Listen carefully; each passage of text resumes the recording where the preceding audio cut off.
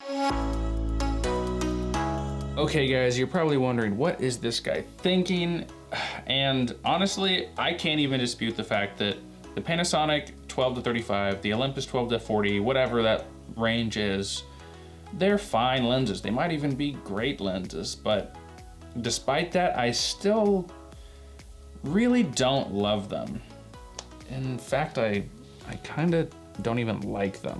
And I'm gonna tell you why in this video. So stick with me, and please leave your comments arguing with me or having a discussion with me in the comments after you've seen the video, just so you know where I'm coming from. Hey guys, just popping in and tell you there's chapters down in the video description. I'm not sure how many there's gonna be for this video, but at least 2 or 3. So if you wanna skip to the part you think is the most relevant to you or that interests you the most, go for it.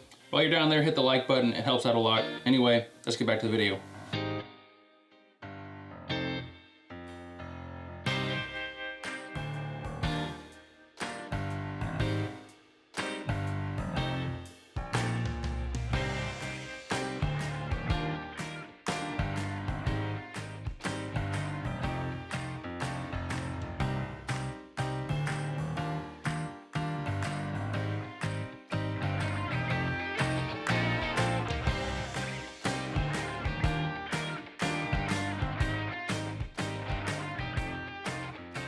So this is what a lot of people would call like a standard focal length lens. You got the 12-35, you got the 12-40, like I said, and then you got stuff like the 25 mils that are kind of standard first primes that are super cheap, whatever. But honestly, standard focal lengths to me are just that. They're standard. And I don't think anybody wants their video work or photography to just be standard. I think they want them to be extraordinary or special or interesting. And that's not to say you can't get better than standard or average results with these lenses. So first we've got 12 millimeters or a 24 millimeter equivalent. And that's kind of like the bare minimum for like a wide angle lens. We also got that like 25 to 30 range, which is kind of like the 50 to 70 equivalent. And that's still like the shortest amount to be considered telephoto.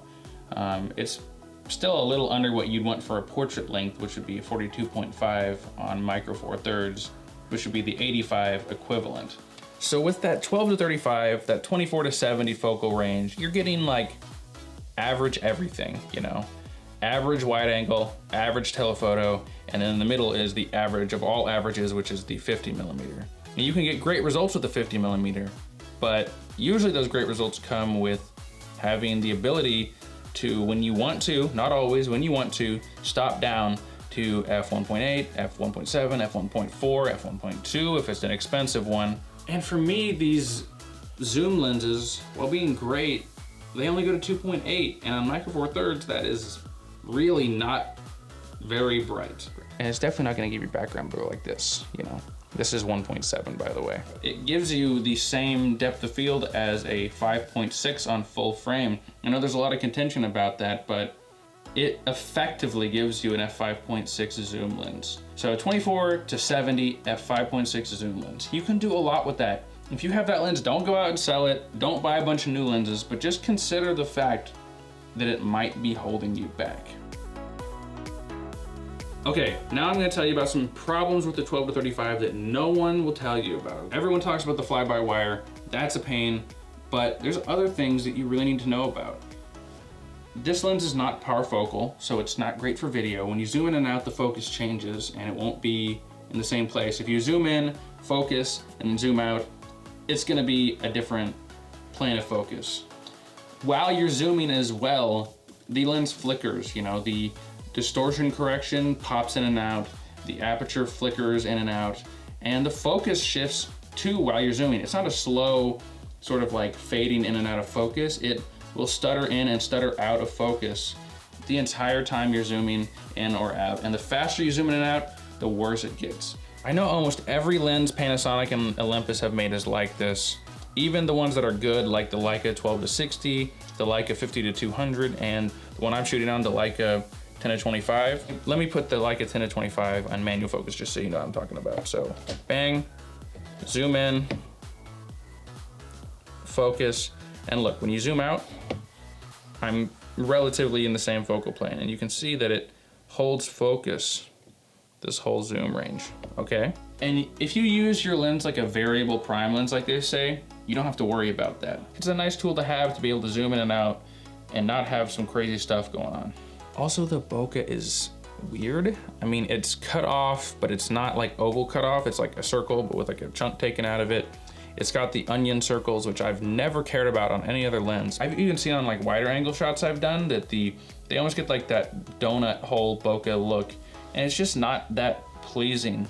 I don't know what it is, but the characteristics of that lens just never really impressed me. But if you have the 12-35, don't go and sell it. Don't hate me because I disagree with your opinions. It's still a great lens, but I just sort of pretty quickly fell out of love with it. It was my first lens I had with the GH4 back in the day.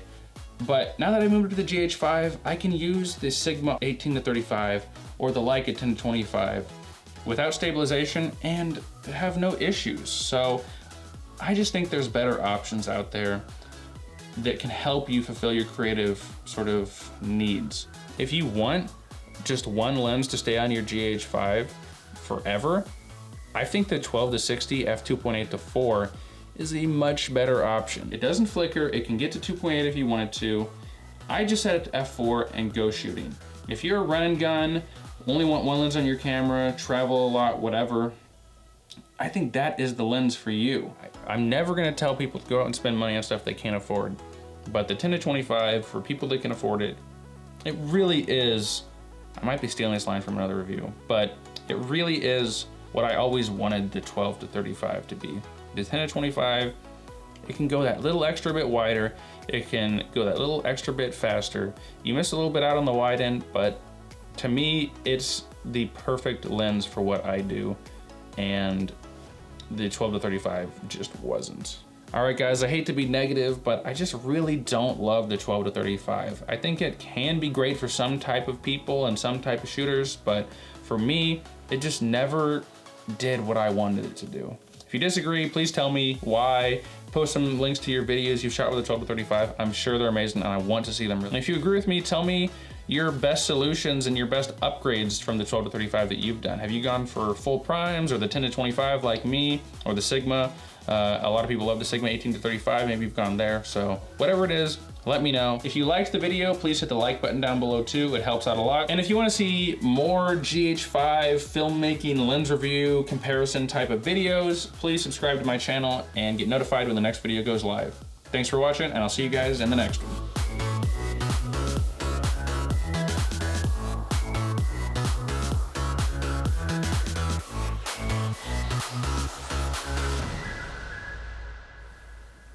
Oh, hey there. Yeah, it's Rhett Thompson here, and I'm on the set, I guess, of my last video. And I thought I'd just record a little intro to my next video, which is gonna be talking about how the autofocus on the GH5 is actually kind of decent. Or it's okay. What do you think the title should be? I don't know. Oh, here it is. The GH5 autofocus is good. You guys are just mean. What do you think? I don't know. Comment down below. I'm gonna do an autofocus video. I know it's done to death, but I don't know.